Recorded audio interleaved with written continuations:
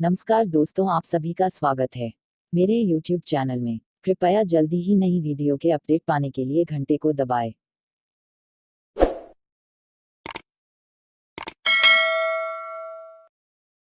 अच्छा, 10वीं के गणित के अध्याय 12 वृत्तों से संबंधित क्षेत्रफल का परिचय पढ़ेंगे। दोस्तों, इस वीडियो में हम पढ़ेंगे वृत्तों से संबंधित कुछ गुण, ठीक है, वृत्तों के से संबंधित कुछ सूत्र और फिर उस पर आधारित कैसे वृत्तों से संबंधित क्षेत्रफल निकालेंगे। ठीक है, तो इस वीडियो को देखने के बाद आपको अध्याय 12 की तीनों प्रश्नावली 12.1, 12.2 और 12.3 के प्रश्नों को हल करने में बहुत मदद मिलेगी। तो आइए दोस्तों, सबसे पहले हम पढ़ लेते हैं वृत्त की परिधि के बारे में। दोस्तों, हम जानते हैं वृत्त की परिधि क्या होती है, फिर भी एक बार उसे पढ़ लेते हैं। संपूर्ण वृत्त की लंबाई को उसकी परिधि कहते हैं। जैसे कि ये r त्रिज्या का एक वृत्त है, ठीक है, तो इस वृत्त की जितनी भी लंबाई होगी, जैसे अगर हम धागे से नापें इस वृत्त को, जैसे जो हम लाल रंग से दिखा रहे हैं अभी, ठीक है, अगर धागे से या किसी भी चीज से इसको नापें तो इसकी जो लंबाई आएगी वही कहलाती है वृत्त की परिधि। और वृत्त की परिधि का सूत्र होता है दोस्तों 2 गुणा पाई गुणा r। ठीक है, r का मान होता है जो वृत्त की त्रिज्या होती है, ठीक है, और पाई का मान होता है 22/7 या कभी कभी 3.14 हम लिखते हैं। तो वृत्त की परिधि का सूत्र, जैसा कि आपको पहले से भी पता होगा, 2 पाई r होता है। अब थोड़ी सी चर्चा कर लेते हैं दोस्तों वृत्त के क्षेत्रफल की। तो वृत्त का क्षेत्रफल क्या होता है दोस्तों? ये जो वृत्त के अंदर का जो हिस्सा है वो कहलाता है वृत्त का क्षेत्रफल। तो एक r त्रिज्या का वृत्त है, ठीक है, एक r त्रिज्या का वृत्त है, तो वृत्त के क्षेत्रफल का सूत्र जैसा कि आप जानते ही हैं पाई r स्क्वायर होता है। पाई का मान 22/7 होता है या फिर 3.14 होगा, और r है यहाँ पर वृत्त की त्रिज्या, तो वृत्त का क्षेत्रफल होता है पाई r स्क्वायर। चाप, आर्क। चाप के बारे में दोस्तों हम कक्षा 9 में भी पढ़ चुके हैं। चाप क्या होता है? दो बिंदुओं के बीच के वृत्त के भाग को एक चाप कहते हैं। ठीक है, तो देखिए यहाँ पर हमने दो बिंदु लिए वृत्त पे P और Q। ठीक है, इन दोनों बिंदुओं के बीच का जो वृत्त का भाग है, ठीक है, जो लाल रंग से दिखाया है, वो क्या कहलाता है? चाप कहलाता है। ठीक है, और ये जो नीला दिखाया है वो भी एक चाप कहलाएगा। ठीक है, क्योंकि दो बिंदुओं के बीच के वृत्त के भाग को, ठीक है, तो लाल भी हमारा एक चाप है और नीला भी एक चाप है। ठीक है, दो बिंदुओं के बीच के वृत्त के भाग को चाप कहते हैं। अब दोस्तों, बिंदुओं P तथा Q के बीच के वृत्त के भागों को देखिए, देख ही तो रहे हैं। ठीक है, और देख लेते हैं। आप पाएंगे कि दोनों भागों में से एक बड़ा है तथा एक छोटा है। हाँ, ये काम की बात है, नीला वाला बड़ा है और लाल वाला छोटा है। बड़े भाग को दीर्घ चाप कहते हैं। ठीक है, बड़ा, दीर्घ का मतलब बड़ा ही होता है, तो जो बड़ा भाग है नीला वाला उसे कहेंगे दीर्घ चाप, तथा जो छोटा भाग होगा उसे कहेंगे लघु चाप। ठीक है, अब कुछ शरारती बच्चे हैं, वो कहेंगे कि अगर दोनों चाप बराबर हो तो दोस्तों उसके बारे में भी पढ़ेंगे। ठीक है, उसे अर्धवृत्त कहेंगे हम। ठीक है, उसके बारे में आगे पढ़ने वाले हैं। ठीक है, तो अभी हम बात कर रहे हैं कि एक भाग बड़ा है उसे दीर्घ चाप कहेंगे और एक भाग छोटा है उसे कहेंगे हम लघु चाप। ठीक है, जैसे यहाँ पे हमने PQ बना लिया, जो बड़ा भाग है वो क्या कहलाएगा? हमारा दीर्घ चाप। उसी प्रकार जो छोटा वाला भाग है, छोटा जो चाप है, वो कहलाएगा हमारा लघु चाप। ठीक है, तो बड़ा चाप कहलाता है दीर्घ चाप और छोटा चाप कहलाता है लघु चाप। ठीक है, त्रिज्यखंड। दोस्तों, त्रिज्यखंड के बारे में हम कक्षा 9 में पढ़ चुके हैं। ठीक है, त्रिज्यखंड की परिभाषा के बारे में। तो त्रिज्यखंड जो है बहुत आवश्यक है हमारे अध्याय 12 के लिए। ठीक है, तो फिर से पढ़ लेते हैं। त्रिज्यखंड क्या होता है? केंद्र को एक चाप के सिरों से मिलाने वाली त्रिज्याओं एवं चाप के बीच के क्षेत्र को त्रिज्यखंड कहते हैं। ठीक है, तो यहाँ पर केंद्र वो है, हमने एक चाप बना लिया PQ लघु चाप, और एक दीर्घ चाप भी बना लिया PQ। ठीक है, तो इन दोनों चापों के सिरे क्या है? P और Q। तो केंद्र को एक चाप के सिरों से मिलाने वाली त्रिज्या है। केंद्र के सिरे हैं P और Q, तो केंद्र O को सिरों यानी कि P से मिलाने वाली त्रिज्या OP और दूसरे सिरे Q से मिलाने वाली त्रिज्या यानी कि OQ। केंद्र को एक चाप के सिरों से मिलाने वाली त्रिज्याओं, ठीक है, यानी कि OP और OQ एवं चाप के बीच के क्षेत्र को त्रिज्यखंड कहते हैं। तो लघु चाप है PQ लाल वाला और दीर्घ चाप है PQ नीला वाला। ये बीच का जो क्षेत्र है वो कहलाएगा हमारा त्रिज्यखंड। समझिए, वृत्तखंड की तरह लघु चाप लघु त्रिज्यखंड तथा दीर्घ चाप दीर्घ त्रिज्यखंड के संगत है। ठीक है, तो देखिए यहाँ पर ये जो लघु चाप है, ठीक है, लघु चाप और ये जो त्रिज्याएं हैं, चाप के सिरों को मिलाने वाली जो त्रिज्याएं हैं और जो लघु चाप है, उसके बीच का जो क्षेत्र है वो कहलाएगा हमारा लघु त्रिज्यखंड। उसी प्रकार चाप के सिरे पी और क्यू को मिलाने वाली त्रिज्या है, और दीर्घ चाप ये जो नीला वाला है इसके बीच का क्षेत्रफल कहलाएगा, क्षेत्र कहलाएगा हमारा दीर्घ त्रिज्यखंड। ठीक है, तो ये परिभाषा होती है त्रिज्यखंड की, और उसमें भी लघु त्रिज्यखंड छोटा वाला होगा, दीर्घ त्रिज्यखंड बड़ा वाला होगा। ठीक है, त्रिज्यखंड के संगत चाप की लंबाई, तो कोण थीटा वाले त्रिज्यखंड के संगत चाप की लंबाई क्या होगी दोस्तों? यहाँ पे ये कोण थीटा वाला त्रिज्यखंड है। ठीक है, तो इसका संगत चाप होगा ये जो लाल रंग से दिखाया है पी क्यू। तो इस संगत चाप की लंबाई का सूत्र क्या होगा? ठीक है, बहुत ही आसान है दोस्तों, कोण थीटा वाले त्रिज्यखंड के संगत चाप की लंबाई का सूत्र होता है थीटा बटे 360 गुणा 2 पाई आर। यहाँ पर आर क्या है? वृत्त की त्रिज्या है। ठीक है, तो थीटा बटे 360 गुणा 2 पाई आर, 2 पाई आर क्या होता है? वृत्त की परिधि होता है दोस्तों। ठीक है, तो आप याद कर सकते हैं थीटा बटे 360 गुणा वृत्त की परिधि भी। ठीक है, तो कोण थीटा वाले त्रिज्यखंड के संगत चाप की लंबाई का सूत्र क्या आया? थीटा बटे 360 गुणा 2 पाई आर।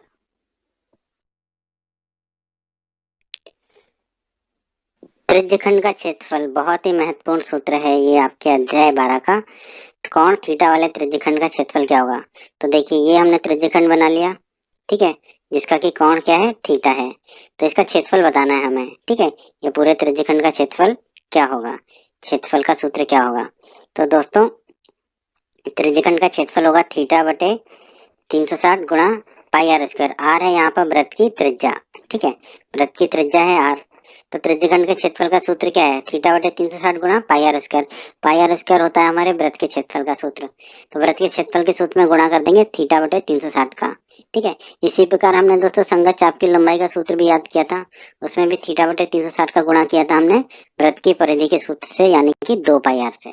ठीक है, तो वैसे ही ये त्रिज्यखंड का क्षेत्रफल है थीटा बटे 360 गुणा पाई आर स्क्वायर। आ रहे हैं यहाँ वृत्त की त्रिज्या। जीवा, जीवा के बारे में भी दोस्तों हमने कक्षा 9 में पढ़ा था, फिर से पढ़ लेते हैं।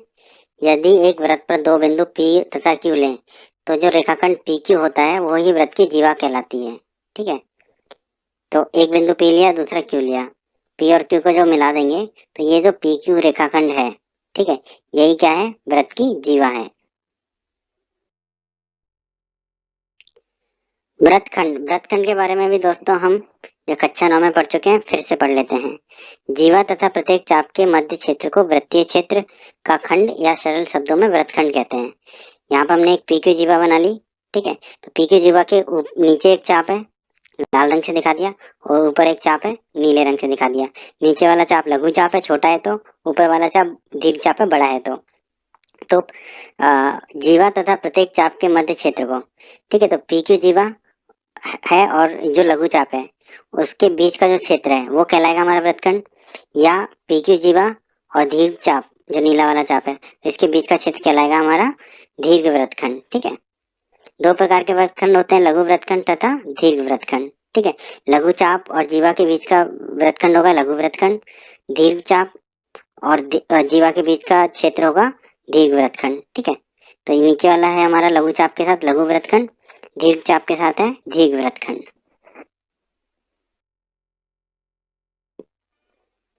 वृत्तखंड का क्षेत्रफल, तो कोण थीटा वाले वृत्तखंड का क्षेत्रफल क्या होगा इसको समझ लेते हैं हम दोस्तों। PQ एक जीवा बना ली हमने। ठीक है, जीवा के सिरे और केंद्रों को मिला दिया OP और OQ को। ठीक है, ये जो जीवा के सिरे और केंद्र है ये कोण बनाते हैं थीटा। ठीक है, ये हमें दिया होगा। ठीक है, और हमने चाप बना लिया PQ।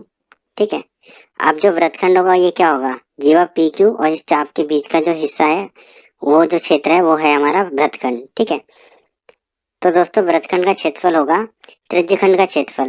देखो अगर हम ये पूरा पूरा जो पीला हिस्सा दिखाया हमने, ठीक है, जो त्रिज्यखंड है हमारा, ठीक है, चाप और ये जो त्रिज्याओं के बीच का जो क्षेत्र है उसका क्षेत्रफल निकाल लें। ठीक है, तो हमने लिखा त्रिज्यखंड का क्षेत्रफल, और उसमें से ये POQ के क्षेत्रफल को घटा दें, ये जो त्रिभुज POQ आ रहा है। ठीक है, तो त्रिभुज POQ के क्षेत्रफल को घटा दें तो हमें वृत्तखंड का क्षेत्रफल मिल जाएगा। तो हमने लिखा वृत्तखंड का क्षेत्रफल बराबर त्रिज्यखंड का क्षेत्रफल माइनस एरिया ऑफ POQ। ठीक है, POQ का जो भी क्षेत्रफल होगा उससे माइनस कर देंगे। तो वृत्तखंड के क्षेत्रफल का सूत्र हम लिख सकते हैं दोस्तों, त्रिज्यखंड के क्षेत्रफल का सूत्र अभी हमने पढ़ा था थीटा बटे 360 गुणा पाई आर स्क्वायर। आर यहाँ पर वृत्त की त्रिज्या है। ठीक है, माइनस POQ जो त्रिभुज POQ आया उसके क्षेत्रफल को हम माइनस कर देंगे। ठीक है, तो इस प्रकार हम वृत्तखंड का क्षेत्रफल निकाल सकते हैं। थीटा बटे 360 गुणा पाई आर स्क्वायर, आर वृत्त की त्रिज्या है, माइनस त्रिभुज पीओक्यू का क्षेत्रफल। तो हमें वृत्तखंड का क्षेत्रफल मिल जाएगा। तो आइए दोस्तों अब थोड़ी सी चर्चा कर लेते हैं अर्धवृत्त के बारे में, सेमी सर्कल के बारे में। जैसा कि नाम में ही निहित है, अर्धवृत्त का मतलब होगा आधा वृत्त। ठीक है, तो कह सकते हैं कि जब P और Q व्यास के सिरे हों, ठीक है, PQ एक जीवा है और P और Q अगर एक व्यास के सिरे हों तो दोनों चाप बराबर होंगे।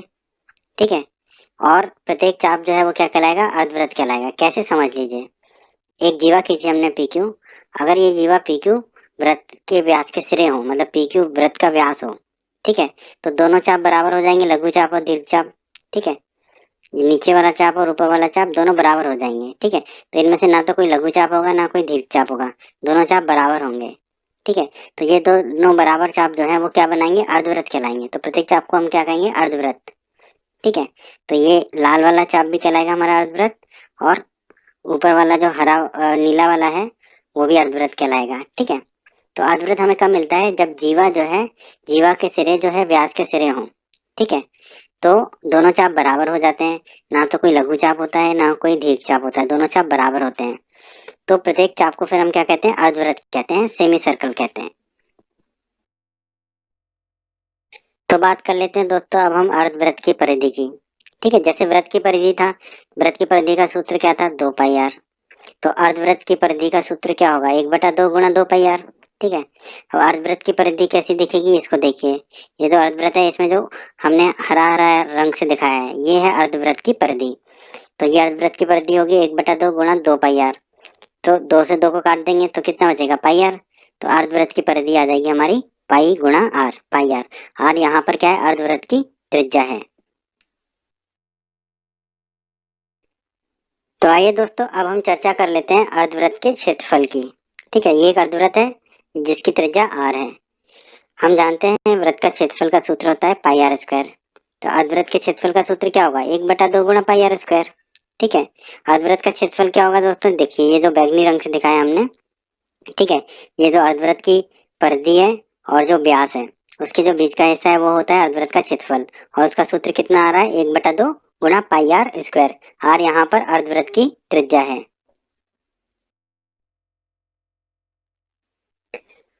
वृत्त के चतुर्थांश।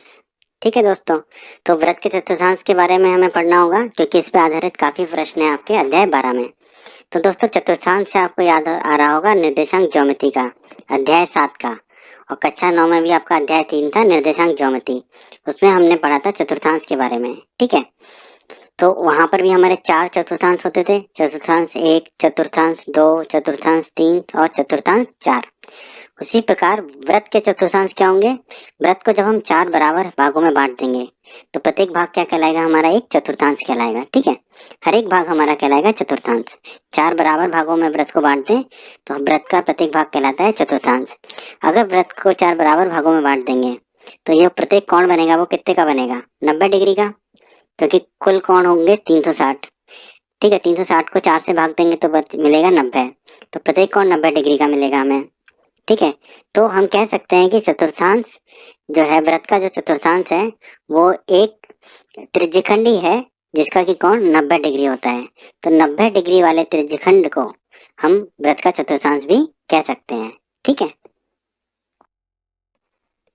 अब बात कर लेते हैं दोस्तों वृत्त के चतुर्थांश की परिधि की। ठीक है, तो ये एक वृत्त का चतुर्थांश है जिसकी त्रिज्या है आर। हम जानते हैं वृत्त की परिधि का सूत्र होता है 2 पाई आर। तो वृत्त के चतुर्थांश की परिधि का सूत्र होगा 2 पाई आर गुणा 1/4, क्योंकि चतुर्थांश होता है 1/4। तो वृत्त के चतुर्थांश की परिधि होगी 1/4 गुणा 2 पाई आर। ठीक है, आर यहाँ पर वृत्त के चतुर्थांश की त्रिज्या है। ठीक है, तो वृत्त के चतुर्थांश की परिधि कौन सी होगी, ये जो नीला नीला हिस्सा हमने दिखाया है, ये कितनी आ रही है, वृत्त के चतुर्थांश की परिधि बराबर 1/4 गुणा 2 पाई आर। 4 में 2 का भाग देंगे तो 2 बचेगा, तो और ये ऊपर वाला 2 चला जाएगा। तो वृत्त के चतुर्थांश की परिधि आ जाएगी 1/2 गुणा पाई आर। वैसे आप चाहें तो इसको ऐसे ही याद कर लीजिए, 1/4 गुणा वृत्त की परिधि यानी कि 2 पाई आर। तो वृत्त के चतुर्थांश की परिधि होगी दोस्तों 1/4 गुणा वृत्त की परिधि यानी कि 2 पाई आर।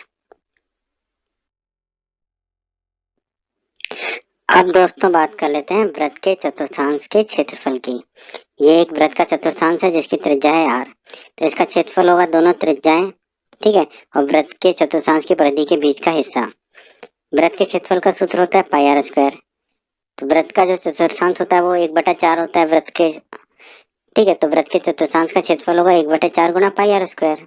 ठीक, कुछ भी घटने लायक नहीं है। और वृत्त के चतुर्थांश का क्षेत्रफल कौन सा हिस्सा होगा? ये चतुर्थांश की जो त्रिज्याएं हैं वो, और वृत्त के चतुर्थांश की जो परिधि है उसके बीच का, जो हमने बैंगनी रंग से दिखाया है। ठीक है, तो वृत्त के चतुर्थांश का क्षेत्रफल जो है वो बहुत ही आसान है, 1/4 गुना पाई आर स्क्वायर।